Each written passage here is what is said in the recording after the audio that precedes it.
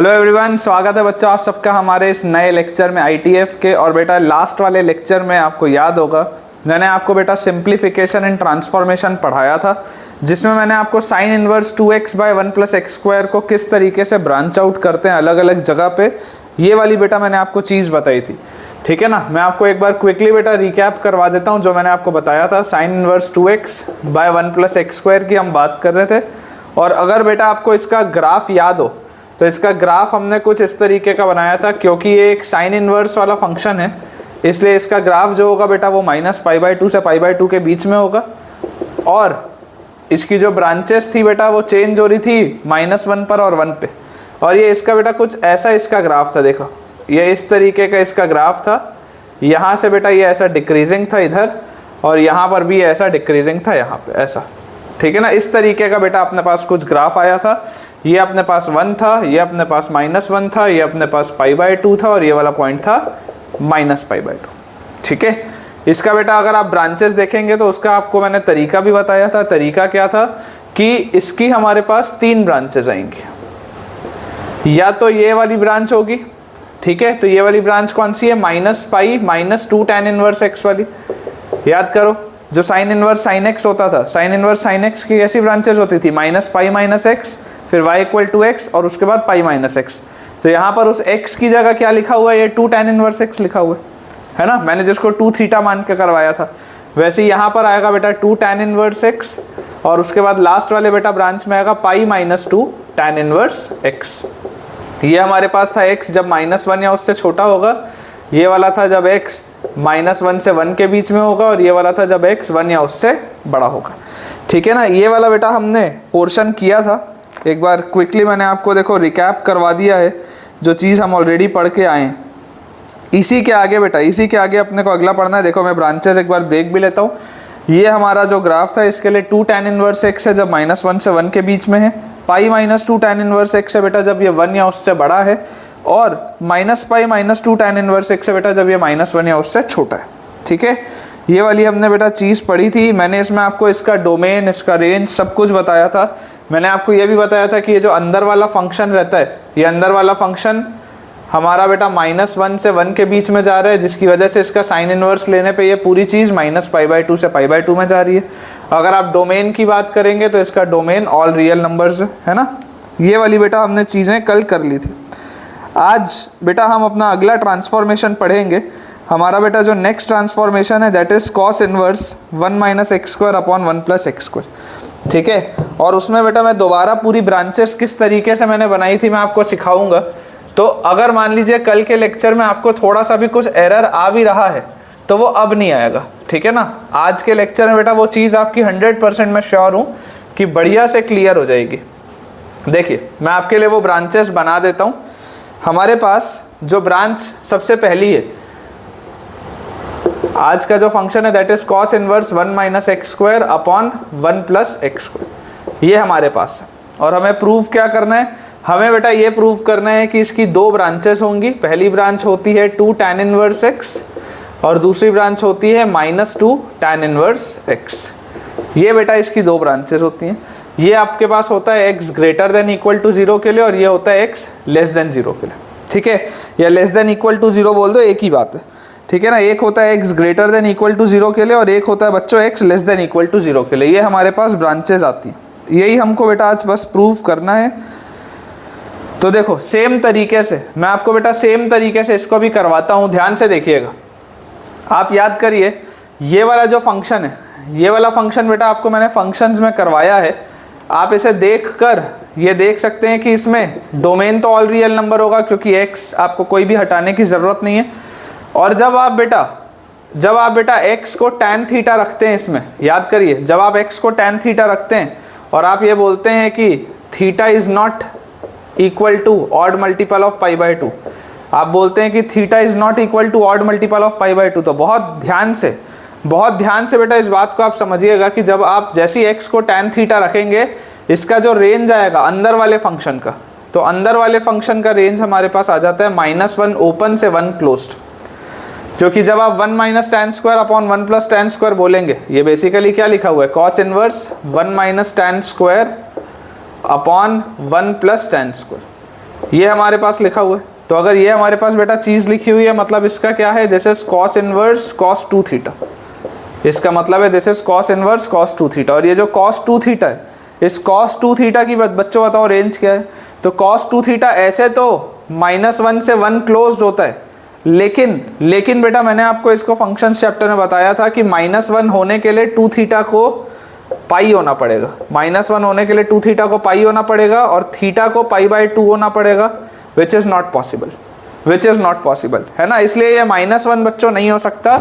इसका जो रेंज आएगा, it's range will be from -1 open से 1 क्लोज्ड। ये इंपॉर्टेंट है, ठीक है। तो बेसिकली आपके पास क्या ये लिखा हुआ है, आपके पास बेटा लिखा हुआ है कि कॉस इनवर्स एक फंक्शन है और उसके अंदर वाली चीज़ -1 से 1 के बीच में मूव कर रही है। तो आप बेटा जब इसका ओवरऑल रेंज देखेंगे, तो इसका range will be from 0 closed से पाई ओपन। देखो कॉस इनवर्स -1 क्या होता है, पाई होता है, क्योंकि ये -1 कभी अटेन नहीं कर सकता, इसलिए पाई भी कभी अटेन नहीं कर पा रहा। और कॉस इनवर्स 1 क्या होता है, 0 होता है, क्योंकि बेटा कॉस इनवर्स फंक्शन आप याद करो एक डिक्रीजिंग फंक्शन होता था, इस वजह से आपका जो इनइक्वालिटी है वो चेंज हो गया। अब आप बेटा इस बात को समझिए, अगर मैं x को tan थीटा डाल रहा हूं, this implies theta is tan inverse x। अगर बेटा मैं x को tan थीटा यहां पर सब्स्टिट्यूट कर रहा हूं तो थीटा क्या है, tan इनवर्स x होगा, ठीक है। या अगर थीटा बेटा अगर मेरे पास tan इनवर्स x आ रहा है, मतलब आप मुझे बताइए कि थीटा कहां से कहां मूव कर रहा होगा, -π/2 ओपन से π/2 ओपन के बीच में, क्योंकि tan इनवर्स x कहां से कहां मूव करता है, -π/2 से π/2 में। तो 2 थीटा कहां से कहां मूव करेगा, 2 theta will belong from -π to π। अगर थीटा बच्चों -π/2 से π/2 में है तो 2 थीटा कहां से कहां होगा, -π से π में होगा।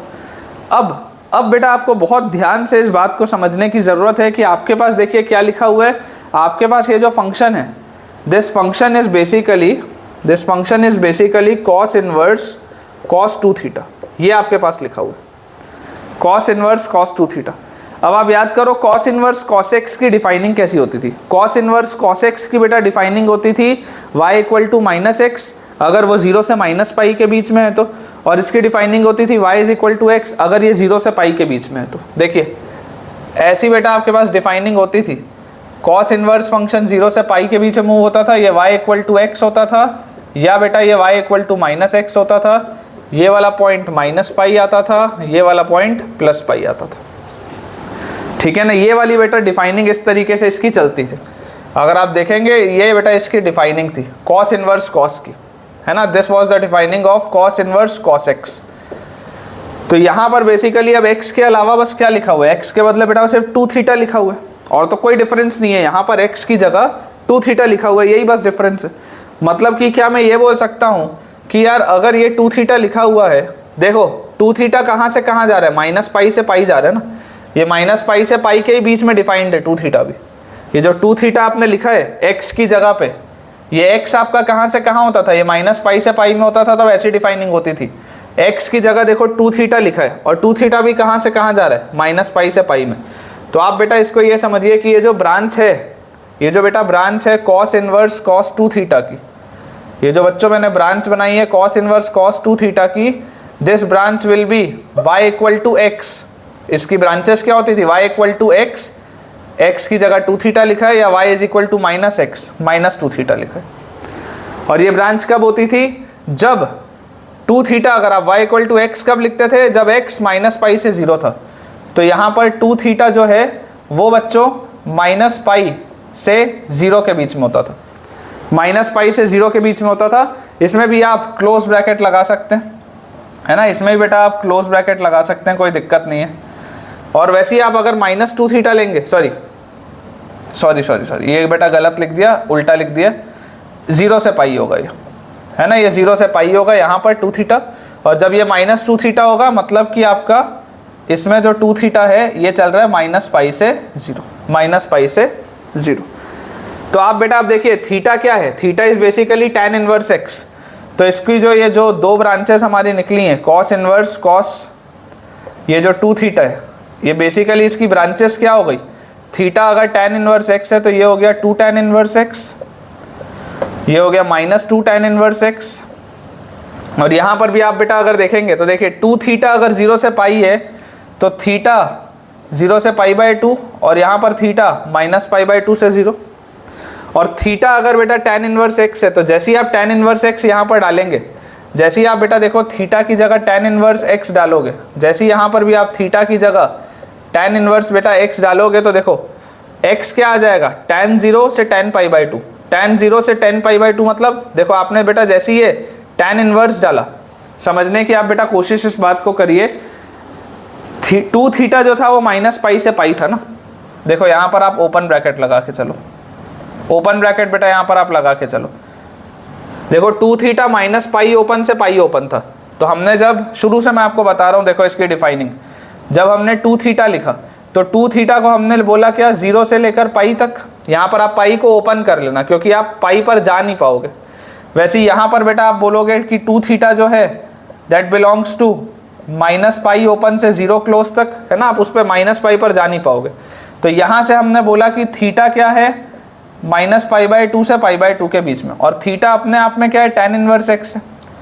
थीटा अपने आप में क्या है, tan इनवर्स x है। तो अगर बच्चों देखो थीटा tan इनवर्स x है तो x कहाँ से कहाँ मूव करेगा, अगर आप देखेंगे तो x बिलोंग्स टू आ जाएगा 0 क्लोज्ड से इन्फिनिटी, और यहाँ पर x कहाँ से कहाँ आ जाएगा, x बिलोंग्स टू आ जाएगा -∞ से 0 क्लोज। तो वही तो बेटा देखो लिखा है, 0 या उससे बड़े के लिए ये इसकी ब्रांचिंग है 2 tan इनवर्स x, 0 या उससे छोटे के लिए बेटा इसकी ब्रांचिंग है -2 tan इनवर्स x।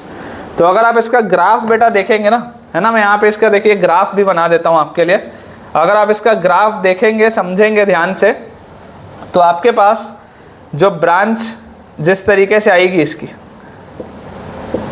ये ऐसा देखो अपने पास फंक्शन है, आप देख पा रहे हैं कि ये 2 tan इनवर्स x है अगर 0 से इन्फिनिटी है, और ये -2 tan इनवर्स x है अगर ये -∞ से 0 है, और इसकी रेंज है 0 से π के बीच में, है ना। ये y = π वाली लाइन है, ये बेटा x एक्सिस है, ये y एक्सिस है, ठीक है, ये y = π वाली लाइन है। तो ये पाई कभी हो नहीं सकता, आप देख सकते हैं रेंज में कभी भी पाई हो नहीं सकता, पाई की तरफ जाएगा ऐसा, और यहाँ पर भी ये ऐसा, ठीक है।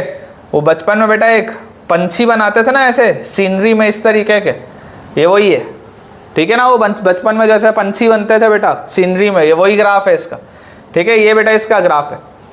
अगर आपके पास cos inverse 1 - x² upon 1 + x² आएगा तो उसका आप जब ट्रांसफॉर्मेशन देखेंगे तो this will be your graph, जिसमें आप देख सकते हैं ग्रेटर देन इक्वल टू 0 के लिए this is 2 tan inverse x, less than equal to 0 के लिए this is -2 tan inverse x। ये कभी भी पाई को क्रॉस नहीं करेगा, ये कभी भी पाई हो नहीं सकता, हमेशा पाई से छोटा ही है, क्योंकि बेटा ये 2 tan इनवर्स x वाली जो इसका डेरिवेटिव है दैट इज 1 + 1 + x², तो ये एक इंक्रीजिंग फंक्शन है, तो ये देखो इंक्रीज हो रहा है। ये एक डिक्रीजिंग फंक्शन है क्योंकि माइनस साइन लगा है, तो ये देखो बेटा ये डिक्रीज हो रहा है, ठीक है ना। बेसिक से बेटा पॉइंट्स हैं, बेसिक से बेटा पॉइंट्स हैं, जो मुझे काम की बेटा चीज़ें लग रही है मैं आपको बताते जा रहा हूँ। तो ये हमने बेटा अभी एक ट्रांसफॉर्मेशन पढ़ा है, अब अपन एक ट्रांसफॉर्मेशन और पढ़ते हैं।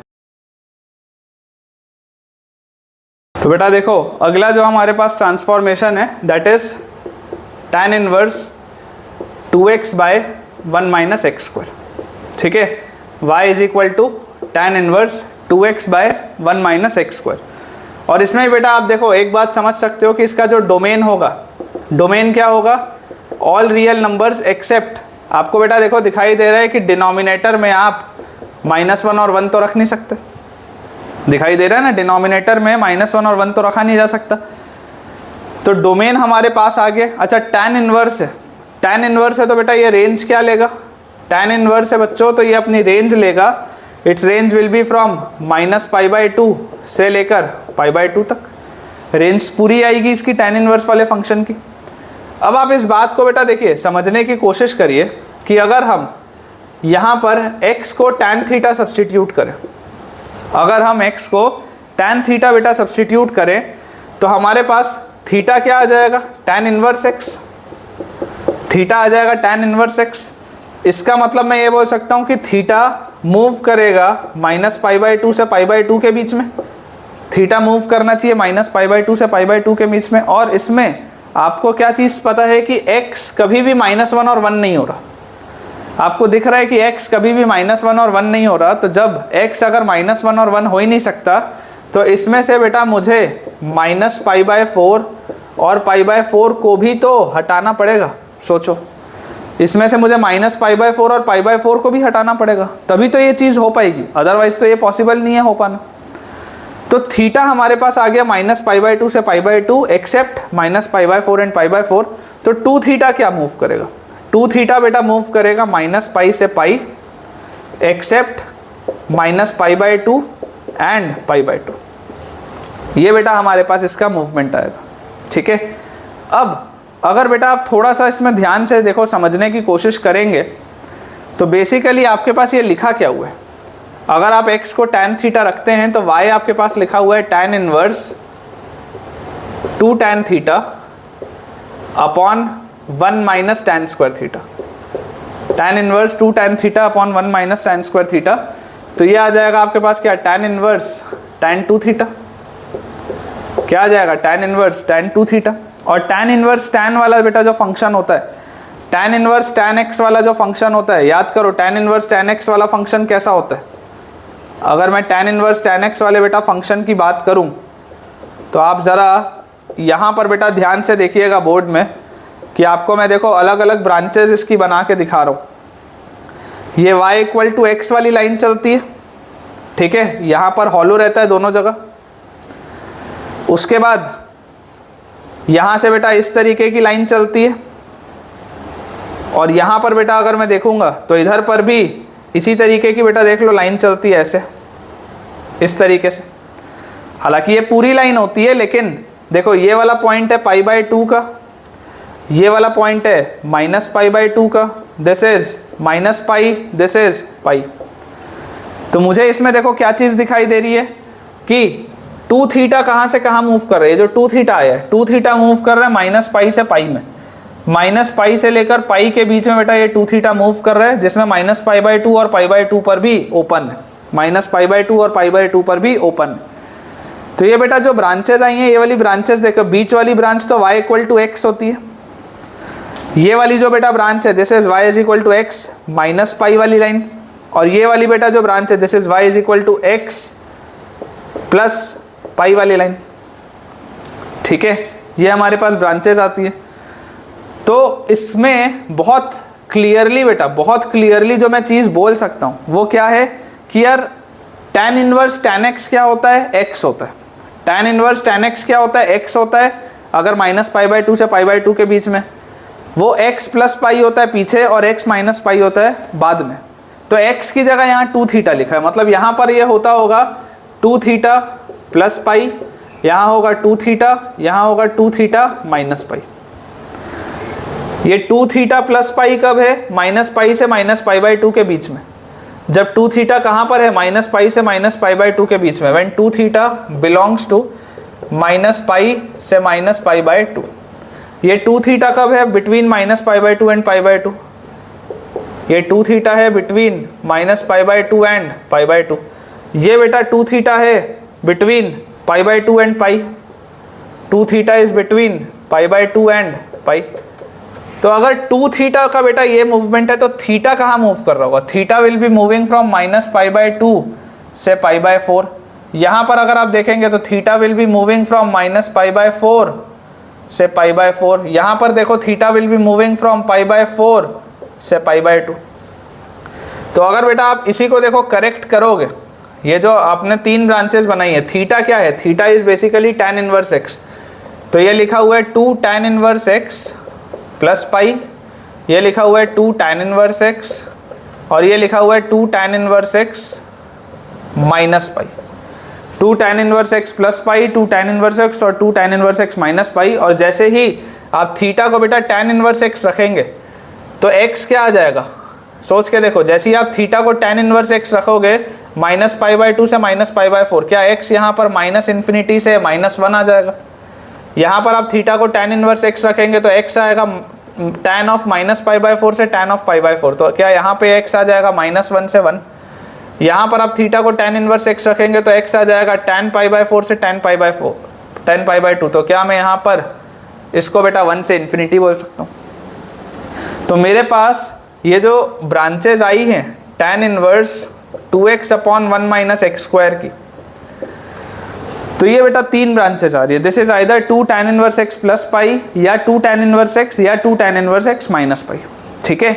और अगर आप तीनों की तीनों बेटा ब्रांचेस को बहुत ध्यान से देखेंगे तो आप ये बात पाएंगे कि यार ये तीनों ही ब्रांचेस को जब मैं डेरिवेटिव करके देखूंगा तो दे आर ऑल इंक्रीजिंग, मतलब कि ये ग्राफ हमेशा ही क्या होगा, इंक्रीजिंग होगा। देखो ध्यान से बेटा समझने की कोशिश करना है, इसका मैं आपके लिए ग्राफ प्लॉट कर रहा हूँ, ठीक है। बिटवीन -π/2 एंड π/2 इसका हमारे पास ग्राफ बनेगा, और -1 और 1 पर बेटा ब्रांचेस चेंज हो रही हैं।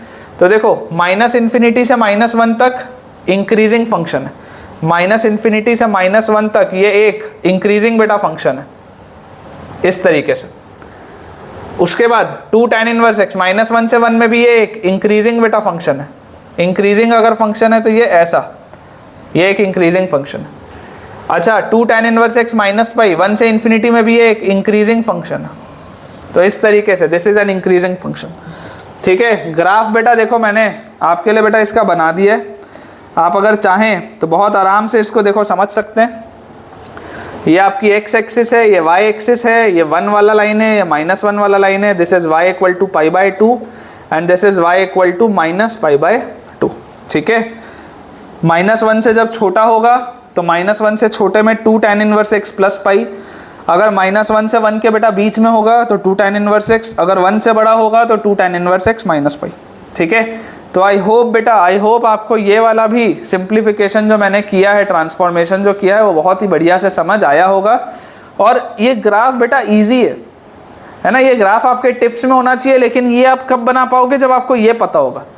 अगर आपको यही नहीं पता तो फिर आप ये नहीं बना सकते, ये पता होना चाहिए, उसके बाद ही आप ये वाले ग्राफ को बना पाएंगे,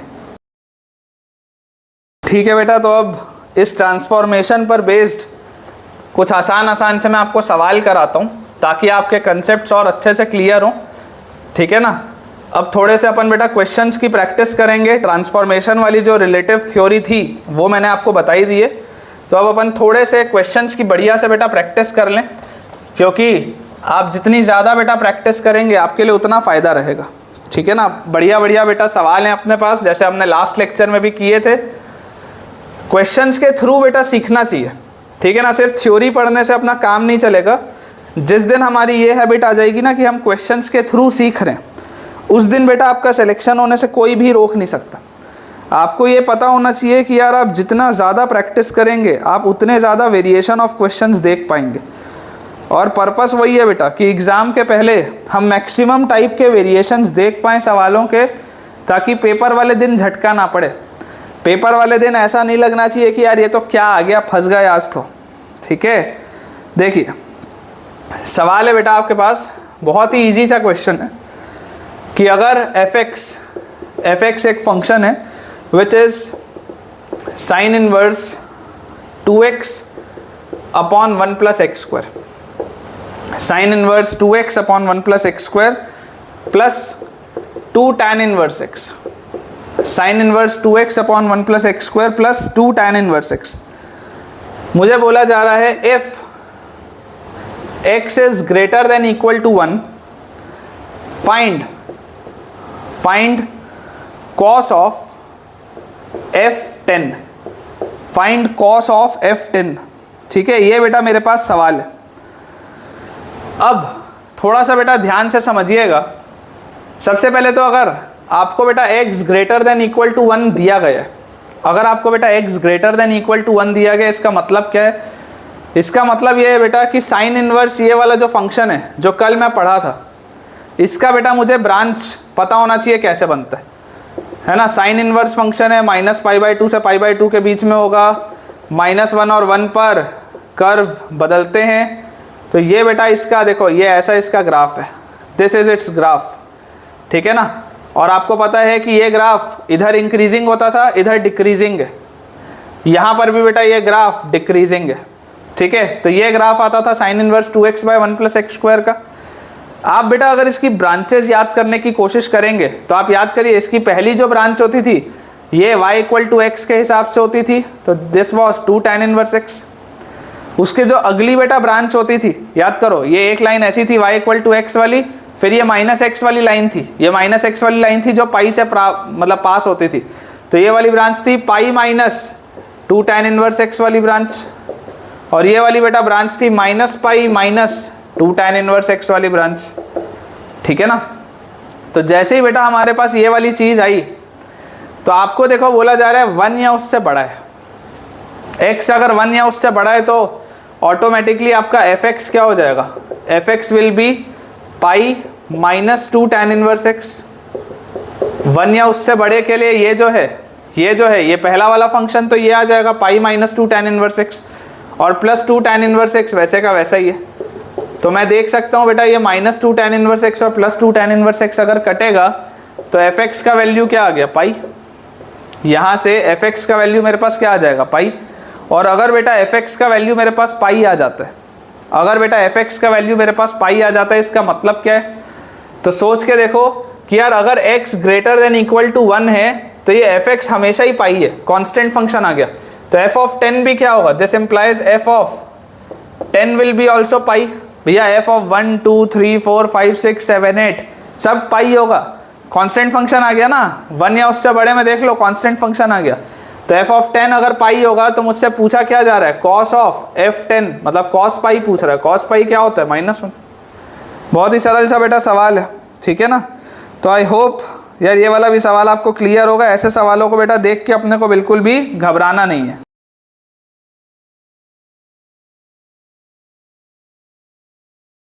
ठीक है बेटा, ये वाला अगर आपको अच्छे से क्लियर हुआ है तो इसी पैटर्न का बेटा मैं आपको एक क्वेश्चन और देता हूँ, है ना, वो भी आपसे बनना चाहिए। बहुत आसान सा सवाल है, इसी पैटर्न का सवाल है, और बिल्कुल बेटा देखना आपसे वो वाला भी सवाल बहुत ही ईजिली बनेगा। अगला बेटा हमको क्वेश्चन दिया हुआ है सेम पैटर्न का, कि अगर मान लो सवाल होता मेरे पास बिल्कुल सेम पैटर्न का सवाल, अगर ये दिया होता fx is equal to sine inverse 2x by 1 plus x square plus 2 tan inverse x, बिल्कुल सेम सवाल है बेटा, ये सवाल है। और अब मुझे बोल दिया जाए x is less than equal to -1। अगर x बेटा -1 या उससे छोटा दिया होता तो fx क्या आ जाता आपके पास, देखो -1 या उससे छोटे में ये वाली ब्रांच थी minus pi minus 2 tan inverse x, और ये वाला बेटा प्लस 2 tan इनवर्स एक्स वैसे का वैसा ही है। तो ये कैंसिल आउट जैसे ही आप करोगे तो fx का वैल्यू क्या आ जाएगा, -पाई आ जाएगा। ठीक है ना, बहुत ही ईजी है यार, बहुत ही बेटा ये ईजी है। अब देखो सवाल बेटा आपके पास किस तरीके से आ सकते हैं डिफाइनिंग के लिए, मैं आपको एक बार बता दूं कि हमारे पास और कैसे कैसे सवाल आ सकते हैं डिफाइन करने के लिए। जैसे कि आपको मान लीजिए बेटा कभी ये बोल सकता है कि आप अब जो अभी मैं करा रहा हूँ बेटा उसको आपको याद नहीं रखना है, ठीक है ना। अब जो रिजल्ट करा रहा हूँ आपको याद नहीं रखना है, लेकिन मान लो आपको डिफाइन करने के लिए आ गया y is equal to cos inverse 2x square minus 1, y is equal to cos inverse 2x square minus 1। ठीक है, अब अगर आपके पास बेटा cos inverse 2x square minus 1 आ रहा है तो आप ज़रा इसमें सोच कर देखिए कि नॉर्मल एक बच्चा क्या सोचेगा कि यार x को कॉस थीटा रखना चाहिए। कोई भी नॉर्मल बच्चा यही सोचेगा। इसका देखो डोमेन क्या होगा, सबसे पहले डोमेन और इसके रेंज की बात कर लें। आप अगर डोमेन की बात बेटा करेंगे तो 2x स्क्वायर माइनस 1 जो होगा वो हमेशा ही 1 से छोटा होगा और -1 से बड़ा होगा। 1 अगर ऐड कर दूं हर तरफ तो 2x स्क्वायर 0 से 2 के बीच में होगा, मतलब x स्क्वायर 0 से 1 के बीच में होगा। और अगर x स्क्वायर 0 से 1 के बीच में आ रहा है मतलब x -1 से 1 है। ठीक है ना, डोमेन तो आपको मिल गया इस सवाल का बेटा। देखो डोमेन तो आपको मिल गया कि x का मूवमेंट -1 से 1 के बीच में होना चाहिए। अच्छा, अगर x का मूवमेंट -1 से 1 के बीच में होना चाहिए तो आप x को cos थीटा रख सकते हैं, कोई तकलीफ की बात नहीं है। तो यहाँ से थीटा आ जाएगा cos inverse x, theta will be cos inverse x। या मैं ये बोल सकता हूँ कि theta belongs to cos inverse x। क्या होता है cos इनवर्स x बेटा 0 से पाई मूव करता है। ठीक है, अब आप सोचो अगर आप x को बेटा cos थीटा रखेंगे तो y will be cos inverse 2 cos square theta minus 1, y will be cos inverse 2 cos square theta minus 1। तो अगर बच्चों y की value cos inverse 2 cos square theta minus 1 होगी तो 2 cos स्क्वायर थीटा माइनस 1 क्या होता है cos 2 थीटा। तो मेरे पास y क्या आ जाएगा, cos inverse cos 2 theta. y will be cos inverse cos 2 theta. जैसे ही बेटा y की value cos inverse cos 2 theta आ गई तो आपको तुरंत दिमाग में क्लिक हो जाना चाहिए cos इनवर्स cos x की defining. cos inverse cos x की डिफाइनिंग तो ऐसी होती है, देखो 2 थीटा कहाँ से कहाँ मूव करेगा, 2 थीटा बेटा मूव करेगा 0 से 2 पाई।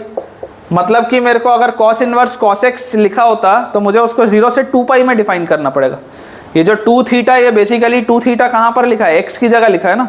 तो अगर cos इनवर्स cos x होता तो मुझे इसकी डिफाइन करनी पड़ती 0 से लेकर 2 पाई तक। ये वाला बेटा जो पॉइंट है दिस इज पाई। तो ये y इक्वल टू एक्स वाली लाइन है और सिमेट्री बोलती है कि ये वाली लाइन कौन सी होगी, 2 पाई माइनस एक्स होगी। ये वाली जो लाइन होगी देखो 2 पाई वाले पॉइंट से पास हो रही है, ये वाली लाइन बेटा 2 पाई माइनस एक्स वाली लाइन होगी। और ये आपके पास y इक्वल टू पाई वाली लाइन होगी, है ना। ये बेटा 2 पाई माइनस एक्स होगा, देखो ये x है तो इसका स्लोप माइनस एक्स है और ये 2 पाई वाले से पास हो रहा है। तो अगर आप इसकी ब्रांचेस देखेंगे तो इसकी आपको 2 ब्रांचेस मिल रही। This is either x between 0 and pi, मतलब ये 2 थीटा होगा व्हेन 2 थीटा बिलोंग्स टू 0 से पाई, या ये 2 पाई माइनस एक्स होगा, मतलब 2 पाई माइनस 2 थीटा होगा व्हेन 2 थीटा बिलोंग्स टू पाई से 2 पाई। ये बेटा मेरे पास इसकी ब्रांचेस आएंगी। अब थीटा क्या है, theta is basically cos inverse x, तो this will be 2 cos inverse x या this will be 2 pi minus 2 cos inverse x, ठीक है। और अगर 2 थीटा यहाँ से यहाँ मूव कर रहा है तो theta will be moving from 0 से pi by 2 and between pi by 2 to pi. तो अगर बेटा मुझे मेरा फाइनल आंसर देखना हो तो मैं बोलूँगा this is 2 cos inverse x when x belongs to, देखो थीटा को अगर आप cos इनवर्स x रखेंगे, थीटा को बेटा अगर आप cos इनवर्स x रखेंगे तो cos इनवर्स x रखते ही देखो cos 0 1 होता है, cos पाई बाय 2 0 होता है। तो this will be x belongs to 0 से 1, ठीक है। और अगर आप इसको देखें then this is 2 pi minus 2 cos inverse x, और यहाँ पर बेटा आप देखिए x बिलोंग्स टू, जैसे आप रखेंगे cos पाई बाय 2 0 होता है, cos पाई माइनस 1 होता है, तो this will be from minus 1 से 0। तो बेटा आपके पास अगर आप डिफाइनिंग इसकी समझेंगे तो देखो ये 2 cos इनवर्स x आ जा रही है डिफाइनिंग 0 से 1 के बीच में, और सेम बेटा डिफाइनिंग आ जा रही है 2 pi minus 2 cos inverse x between minus 1 and 0। इसको आपको याद रखने का बिल्कुल भी ज़रूरत नहीं है, मैं आपको सिर्फ इसको डिफाइन करना सिखा रहा हूँ कि अगर मान लीजिए इस तरीके का कोई आपके पास नया सवाल भी आता है तो आपको कोई प्रॉब्लम ना आए और आपको ईजिली ये सारी की सारी चीज़ें समझ में आए, ठीक है बेटा। तो अब अगर हमने अलग अलग तरीके की डिफाइनिंग पढ़ ली है, सवालों के भी थ्रू हमने देख लिया है, तो अब कुछ नॉर्मल बेटा अपन प्रैक्टिस क्वेश्चन सॉल्व करते हैं, है ना। कुछ नॉर्मल अपन प्रैक्टिस क्वेश्चन सॉल्व करते हैं ताकि अपना थोड़ा सा कंसेप्ट ITF का और बेहतर तरीके से क्लियर हो पाए। तो ये कुछ बेटा नॉर्मल से मैं आपको सवाल करवा देता हूँ। जैसे एक बेटा अपने पास सवाल लिखा हुआ है कि आपको सॉल्व करना है फॉर x, आपको बेटा सॉल्व करना है फॉर x। क्वेश्चन लिखा हुआ है 2 cot inverse 2 cot inverse 2 minus बेटा आपको दिया हुआ है 2 cot inverse 2 minus cos inverse 4/5, 2 cot inverse 2 minus cos inverse 4/5 is equal to cosec inverse x। इसे बेटा आपको सॉल्व करना है, ठीक है ना, आपको बेटा इसको सॉल्व करना है। अब देखो समझने की कोशिश करो। पहली बात तो हमारा एफिनिटी हमेशा tan इनवर्स में कन्वर्ट करने का सॉल्व होना चाहिए, हमेशा एफिनिटी उसकी तरफ रखो कि आप tan इनवर्स में लेकर जाओ और सॉल्व करो। अगर मैं इस एंगल को a बोलता हूँ तो cot a क्या होगा, cot a, अगर ये वाला एंगल बेटा a है तो cot a will be equal to 2। cot a अगर 2 होगा मतलब ये 2 होगा, ये 1 होगा, क्योंकि tan a हाफ होता। तो यहाँ से देखो आपके पास ये क्या आएगा, √5 आ जाएगा। अब आप बेटा ध्यान से समझिए कि ये जो एंगल लिखा हुआ है दिस इज 2a लिखा हुआ है, माइनस ये क्या लिखा हुआ है आपके पास, देखो cos इनवर्स 4/5। मान लो अगर आप इस एंगल को b बोलते हो, अगर बेटा आप इस एंगल को b बोलते हो तो देखो cos b क्या लिखा हुआ है 4/5, अगर cos b आपको बेटा 4/5 दिया हुआ है तो ये 3 आएगा, ठीक है। तो 2a माइनस b का वैल्यू आपके पास cosec इनवर्स x है, अब ज़रा सोचो, ये डबल एंगल है, ये अगर डबल एंगल है, मैं आपको इसको ऐसे, मैं आपको बोल रहा हूँ tan इनवर्स में कन्वर्ट करके प्रैक्टिस करो। आप इसको tan इनवर्स में कन्वर्ट करके प्रैक्टिस करो तो देखो, आप इसको डायरेक्टली tan इनवर्स में कन्वर्ट करोगे तो कोई फ़ायदा नहीं होगा। आपको इतना दिमाग लगाना पड़ेगा कि ये डबल एंगल है और ये सिंगल एंगल है। तो tan A क्या होगा? tan A अगर आप यहाँ से देखेंगे तो tan A will be equal to 1/2। तो tan 2A क्या होगा? tan 2A will be 2 tan A upon 1 minus tan square A, मतलब कि this will be 2 into tan A is half upon 1 minus tan square A, मतलब 1/4। 2 से बेटा 2 गया तो ये आ गया 1/3/4, मतलब ये आ रहा है 4/3। tan 2A अगर 4/3 है तो 2A will B tan inverse 4/3। देख लो, tan 2A अगर 4/3 आ रहा है तो 2A will B tan inverse 4/3 minus B को आप क्या लिखो? tan इनवर्स में लिखो। tan इनवर्स में अगर लिखोगे तो देखो tan B कितना है? tan B है 3/4। tan B बेटा अगर 3/4 है, tan B अगर 3/4 है तो B क्या होगा? tan inverse 3/4 and this is equal to cosec inverse x, यही लिखा हुआ है। tan inverse x minus tan inverse y होता है tan inverse x minus y upon 1 plus XY। 1 plus XY आप करेंगे तो 4/3 इंटू 3/4 1 आएगा, और इसमें तो कोई रेस्ट्रिक्शन होता नहीं है। This is equal to cosec inverse x, this is equal to cosec inverse x। तो यहाँ से बेटा आपके पास देखिए आ गया क्या? tan इनवर्स 4 4 16 माइनस 9 7 अपॉन 4 3 12 और 2 24। ये आ रहा है बेटा आपके पास, ये आपके पास आ रहा है tan inverse 7/24 is equal to cosec inverse x। अब tan इनवर्स बेटा मान लो अगर ये पूरी चीज़ थीटा है, अगर ये बेटा पूरी चीज़ थीटा है तो आपको क्या बोला जा रहा है? tan इनवर्स इसका 7/24 है, 7/24। तो ये हाइपोटेनियस क्या आ जाएगा? 25 आ जाएगा। पाइथागोरस थ्योरम आप लगा सकते हैं। तो सोचो कोसेक थीटा कितना होगा? अगर tan इनवर्स ये था तो कोसेक थीटा कितना होगा? कोसेक थीटा, तो आप यहाँ से बोल सकते हैं कोसेक थीटा जो होगा that will be equal to x, और कोसेक थीटा आएगा कितना? Cosec theta will be sine theta अगर 7/25 है तो कोसेक थीटा विल बी 25/7। ठीक है, 25/7 आ जाएगा बेटा अपने पास। आई होप बेटा ये पॉइंट आपको अच्छे से क्लियर होगा। ठीक है ना? आसान से बेटा आप सवाल हैं ये, इनको अपने को प्रैक्टिस करनी है ताकि अपना कमांड ITF में थोड़ा और बेहतर आ पाए। एक सवाल मैं आपको बेटा और कराता हूँ, सेम कंसेप्ट का एक क्वेश्चन मैं आपको और कराता हूँ। अगेन आपके पास वही है बेटा, solve for x, you have to solve for x। आपको बोला जा रहा है cos inverse x minus sine inverse x, cos inverse x minus sine inverse x is equal to cos inverse x√3। ये सवाल है। ठीक है, ये बेटा मेरे पास सवाल दिया हुआ है। अब थोड़ा सा दिमाग लगाओ, थोड़ा सा अपना दिमाग लगाओ। क्या इस कॉस इनवर्स x को मैं π/2 माइनस साइन इनवर्स x बोल सकता हूँ? ठीक है, और ये वाला साइन इनवर्स x वैसे का वैसा ही है, and this is equal to cos inverse x√3, ये हम बोल सकते हैं। अच्छा, इस π/2 को यहीं रहने देते हैं, ये वाले टर्म को इधर ले आते हैं। तो π/2 minus cos inverse x√3 is equal to, इन दोनों को उधर ले जाते हैं, this is equal to 2 sine inverse x। Correct. अच्छा, π/2 माइनस कॉस इनवर्स क्या होता है? Sine inverse. तो sine inverse x√3 is equal to 2 sine inverse x, ये तो लिखा हुआ है sine inverse x√3 is equal to 2 sine inverse x। अगर ये बेटा एंगल A है एंड दिस इज 2B, ये 2 इंटू ये वाला एंगल जो है B, इसको ऐसा लिख लो, ये अगर B है, ठीक है, तो बेटा मेरे पास देखो क्या लिखा हुआ है, मेरे पास लिखा हुआ है A is equal to 2B, मेरे पास लिखा हुआ है A is equal to 2B। अगर मैं दोनों साइड साइन ले लूँ तो साइन A का वैल्यू साइन ऑफ 2B के बराबर होना चाहिए। तो साइन A क्या आएगा? Sine A will be x√3, sine A will be x√3। अच्छा, साइन 2B मतलब 2 साइन B कॉस B, तो 2 into sine B will be x and cos B। सोचो अगर साइन B x है, अगर बेटा साइन B x है तो कॉस B क्या होगा?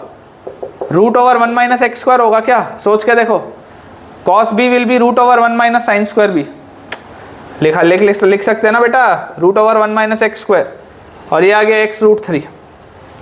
ठीक है, आप दोनों साइड स्क्वायर करो, स्क्वायर बेटा आप दोनों साइड जैसे ही करोगे तो 3x square will be equal to 4x square into 1 minus x square.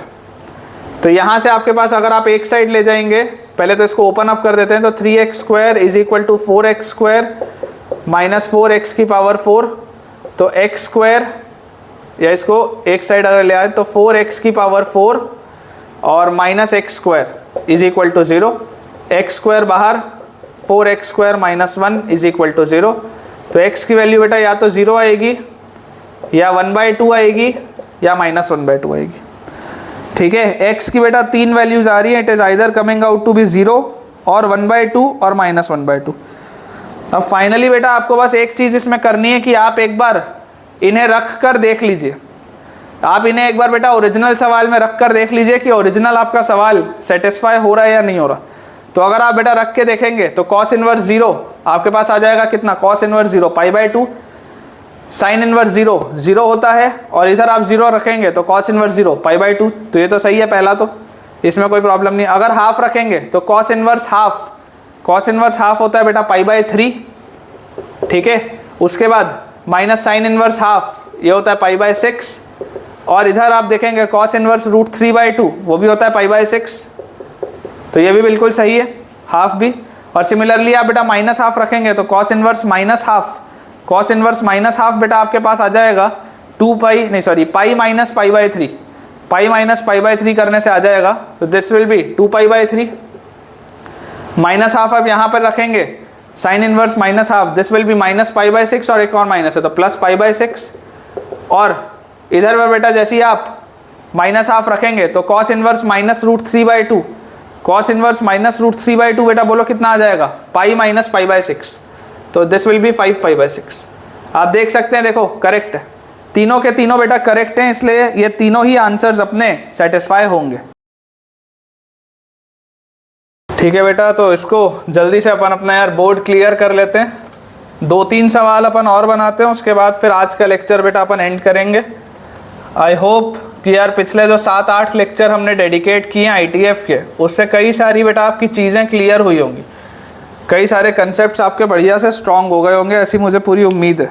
ठीक है, नेक्स्ट बेटा हमारे पास सवाल है, find the number of solutions, find the number of solutions, find the number of solutions of x, y of x, y which satisfy, ठीक है, आपको total number of solutions बताने, which satisfy mod y is equal to cos x, mod y is equal to cos x and y is equal to sin inverse sin x, y is equal to sin inverse sin x, where mod x is less than equal to 3π, where mod x is less than equal to 3π। ठीक है, ये बेटा अपने पास एक सवाल है, आपको इसके नंबर ऑफ सॉल्यूशंस बताने हैं। तो सबसे पहले तो अपन बेटा ग्राफ अगर प्लॉट करें, ठीक है, बहुत ध्यान से इसको बेटा आप समझने की कोशिश करिएगा, एकदम बेटा ध्यान से इसको देखिए। आपको देखो क्या लिखा हुआ है, mod y is equal to cos x है, mod y is equal to cos x है, तो सबसे पहले तो आप देखो cos x का ग्राफ होता कैसा है, इस तरीके का बेटा आपके पास cos x का ग्राफ चलता है। अगर हम बैक साइड में बनाएं इस ग्राफ को, ठीक है, तो ये यहाँ पर आपका इधर से ये ऐसा आएगा, उसके बाद ये इस तरीके का बेटा ब्रांच आएगा, इधर ऐसा आपके पास ब्रांच आएगा, सिमिलरली नीचे इस तरीके का आपके पास ब्रांच आएगा। ये आपके पास अंदाजे से cos x का बेटा ये ग्राफ है। मुझे अगर mod x 3π से छोटा बोला गया है, दिस मीन्स x जो होगा that will be between -3π and 3π। ये बात अंडरस्टूड है, ये बात बेटा अंडरस्टूड है कि x जो होगा वो -3π से 3π के बीच में होगा। तो देखो ये बेटा 0 है, this is π/2, this point is π, this point is 3π/2, this point is 2π, this point is 5π/2, और ये बच्चों हमारे पास 3π है। सिमिलरली आप बेटा बैक साइड में अगर देखेंगे, ये आपके पास है -π/2, ये आपके पास है -π, this point is -3π/2, -2π, -5π/2 and this is -3π। ये बेटा मेरे पास पॉइंट्स दिए हुए, ठीक है। अब mod y is equal to cos x का क्या मतलब है? Mod y is equal to cos x का मतलब है कि कॉस एक्स सिर्फ पॉजिटिव हो सकता है, क्योंकि modulus of something is equal to cos x लिखा है, तो इसका मतलब क्या है कि कॉस एक्स सिर्फ और सिर्फ पॉजिटिव हो सकता है। तो अगर बेटा कॉस एक्स सिर्फ पॉजिटिव हो सकता है तो ये नीचे वाला तो यार ग्राफ बेकार हो गया। अगर बेटा ध्यान से सोचो, अगर कॉस एक्स सिर्फ पॉजिटिव हो सकता है तो ये जो नीचे का जितना ग्राफ था, यहाँ पर बेटा देखो ये जो नीचे का आपके पास जितना ग्राफ बना हुआ था यार, ये तो सब बेकार हो गया। सिर्फ पॉजिटिव हो सकता है कॉस एक्स। और इसके साथ मुझे क्या पता है, आप सोचो, मैं y को अगर पॉजिटिव रखूंगा तब भी फाइनल पूरी चीज़ पॉजिटिव होगी, और अगर मैं y को अंदर नेगेटिव रखूंगा तब भी फाइनल पूरी चीज़ पॉजिटिव होगी। मैंने आपको ट्रांसफॉर्मेशन ऑफ ग्राफ में बेटा mod y is equal to f x का ग्राफ बताया है। देखो ऐसा इसका ग्राफ होता है, अगर आप इसको ध्यान से देखेंगे तो इस पैटर्न का बेटा ये ग्राफ आएगा, ये इस पैटर्न का बेटा ये ग्राफ आएगा, जैसा ऊपर वैसी नीचे, ठीक है ना। इस पैटर्न का आपके पास ये ग्राफ आ जाएगा। तो अगर बेटा ये इस पैटर्न का मेरे पास ग्राफ आ रहा है तो ज़रा ध्यान से अब आप सोच के देखिए इसको, बेटा आप थोड़ा सा ध्यान से सोच के देखिए कि ये mod y is equal to cos x का तो ग्राफ बन गया। अब मुझे ग्राफ बनाना है साइन इनवर्स साइन एक्स का। तो साइन इनवर्स साइन एक्स का बेटा जो ग्राफ होता है, अगर आप ध्यान से सोचेंगे तो देखो इसकी मैक्सिमम वैल्यू कितनी होती है, कॉस वाले फंक्शन की बेटा मैक्सिमम वैल्यू 1 होती है। अगर इसकी मैक्सिमम वैल्यू 1 होती है तो साइन इनवर्स साइन एक्स का अगर आपको जो ग्राफ बेटा बनाना है साइन इनवर्स साइन एक्स का, तो आपको साइन इनवर्स साइन एक्स का ग्राफ कैसा होता है, -π/2 से π/2 के बीच में चल रहा होता है। y इक्वल टू एक्स वाली लाइन होती है फ्रॉम -π/2 टू π/2। तो ये अगर 1 है, मान लो यहाँ पर कहीं पर π/2 होगा, मान लो यहाँ पर कहीं पर -π/2 होगा, ये π/2 वाली लाइन है, ये -π/2 वाली लाइन है। वैसे बैक साइड में बेटा ये π/2 वाली लाइन है, ये -π/2 वाली लाइन है। तो अगर बेटा मैं इसमें साइन इनवर्स साइन एक्स का ग्राफ बनाऊं तो देखो -π/2 से लेकर π/2 तक, -π/2 से लेकर बेटा π/2 तक, ये तो ऐसी एक लाइन हो गई आपके पास। फिर इसके बाद यहाँ से लेकर ये इस तरीके की बेटा ये आपके पास दूसरी लाइन हो गई, ये पाई हो गया, ये 3π/2 तक ये वाली लाइन हो गई। फिर यहाँ से बेटा अगर आप 5π/2 तक लोगे तो ये आपके पास एक लाइन हो गई। उसके बाद बेटा आप आगे अगर लोगे 3π तक तो ये इस तरीके की लाइन आएगी। वैसे ही बैक साइड में अगर हम डेटा देखेंगे तो ये -3π/2 वाला पॉइंट है, ये आपके पास इस तरीके का आ जाएगा। और यहाँ पर बेटा अगर आप देखेंगे तो ये -5π/2 वाला पॉइंट है, ये ऐसा आ जाएगा, और ये -3π वाला पॉइंट। अब आपको बेटा इसमें देखना है, ये आपका जो ग्राफ बना है देखो ये वाली लाइंस बेटा साइन इनवर्स साइन एक्स की लाइंस है, और mod y is equal to cos x का ये वाला है। टोटल नंबर ऑफ सॉल्यूशंस आपसे पूछा जा रहा है, देखो कितने सॉल्यूशंस होंगे। ये एक सॉल्यूशन, ये वाला जो डार्क कर रहा हूँ, दिस इज सेकेंड सॉल्यूशन।